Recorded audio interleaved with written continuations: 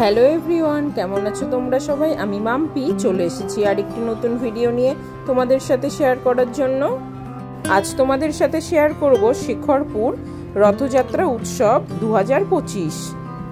আমি এবার সোজা রথের সময় চলে গেছিলাম আমার বাড়ি হাড়োয়া রথযাত্রা উৎসব, আর উল্টো রথের দিন চলে গেছিলাম শিখরপুর রথযাত্রা উৎসবে। বেশ কিছু মানুষ হয়তো এই শিখরপুর জায়গাটিকে চেনে, আবার বেশ অনেক মানুষই এই শিখরপুর জায়গাটিকে চেনে না। চীনা পার্ক থেকে সোজা রাজারহাট হয়ে লাউহাটি হয়ে ডান দিকে ঢুকে বৈদিক ভিলেজ যে রিসর্টটি আছে সেই রাস্তা দিয়ে সোজা কিছুটা এগিয়ে গেলেই শিখরপুর গ্রামটি অবস্থিত। বেশ অনেকটা বড় জায়গা নিয়েই এই শিখরপুর গ্রামটি অবস্থিত। আমি উল্টো রথের দিন যখন শিখরপুর মেলা প্রাঙ্গণে পৌঁছালাম তখন দেখলাম প্রভু জগন্নাথ দেব রথে চড়ে তার মাসির বাড়ি থেকে নিজের বাড়ির দিকে রওনা দিয়েছেন। বেশ অনেক বছর ধরেই শুনেছিলাম শিখরপুরে ভালো রথযাত্রা উৎসব পালন করা হয়, কিন্তু এই প্রথমবার আমি গিয়ে দর্শন করলাম। রাস্তার উপরে খুব বড় বড় হাই ভোল্টেজ কারেন্টের তার থাকার জন্য খুব সাবধানে রথে করে প্রভু জগন্নাথ দেবকে তার নিজের বাড়িতে প্রবেশ করানো হচ্ছিল। যতক্ষণ না প্রভু জগন্নাথ দেবকে তার নিজ বাড়িতে প্রবেশ করানো হয়েছে তত সময় ওখানে রাস্তাটাও আটকানো ছিল, আমরাও দাঁড়িয়ে দাঁড়িয়ে দেখছিলাম।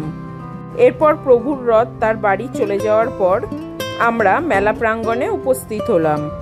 শিখরপুরের মেন রাস্তার দুধারেই মেলা উপলক্ষে বিভিন্ন রকম মিষ্টির দোকান, জিলিপির দোকান, ফুচকার দোকান, বাদামের দোকান বসেছিল। আর রাস্তার পাশে একটা বড় মাঠ ছিল, সেখানে মেলার বিভিন্ন রকম সামগ্রীর দোকান বসেছিল। বিভিন্ন রকম কানের থেকে শুরু করে চোখের চশমা থেকে শুরু করে বাচ্চাদের খেলনা, রান্নাঘরের বিভিন্ন রকম জিনিসপত্র, ঘর সাজানোর জিনিসপত্র, অনেক কিছুই বসেছিল এই মেলার দোকানে। আমি, আমার হাজবেন্ড আর আমার মেয়ে মিলে মেলার দোকানগুলিতে ঘুরে ঘুরে টুকটাক কিছু কেনাকাটা করলাম।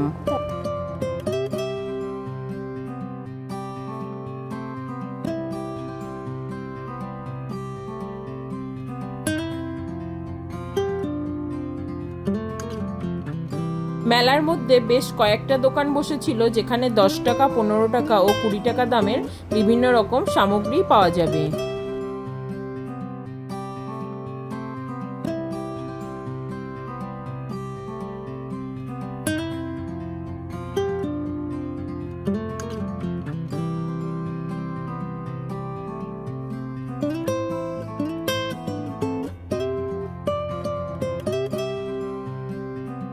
এরপর আমাদের মেলার দোকানগুলিতে ঘোরা হয়ে গেলে যেখানে নাগরদোলাগুলো বসেছিল সেখানে চলে গেছিলাম। সেখানে যাওয়ার পরই আমার মেয়ে একটা নাগরদোলাতে উঠে বসলো।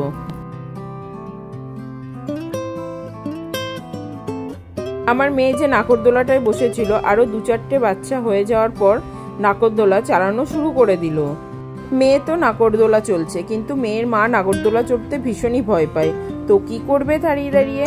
সেই জন্য পাশে একটা ঘুগনির দোকান থেকে ঘুগনি এনে খাওয়া শুরু করে দিল। ঘুগনি খেতে খেতে মেয়ে আবার নাগরদোলা থেকে নেমে আসলো। নেমে এসেই আমার কাছ থেকে ঘুগনির ভাগ নিতে শুরু করলো। এই ঘুগনি নিয়েই মা আর মেয়ের মধ্যে খুনসুটি লেগে গেল মেলার মাঝখানে। তারপর ওখান থেকে বেরিয়ে এসে আমরা রাস্তার উপরে এসে জিলিপির দোকান থেকে জিলিপি কিনলাম, বাদাম কিনলাম। তারপর এসে উপস্থিত হলাম যেখানে প্রভু জগন্নাথ দেবের রথটিকে রাখা হয়েছে সেই মন্দির প্রাঙ্গণে। এসে দেখলাম এখানে প্রভুর প্রসাদ দেওয়া হচ্ছে। তারপর একে একে আমরা সবাই প্রভুর প্রসাদ গ্রহণ করলাম।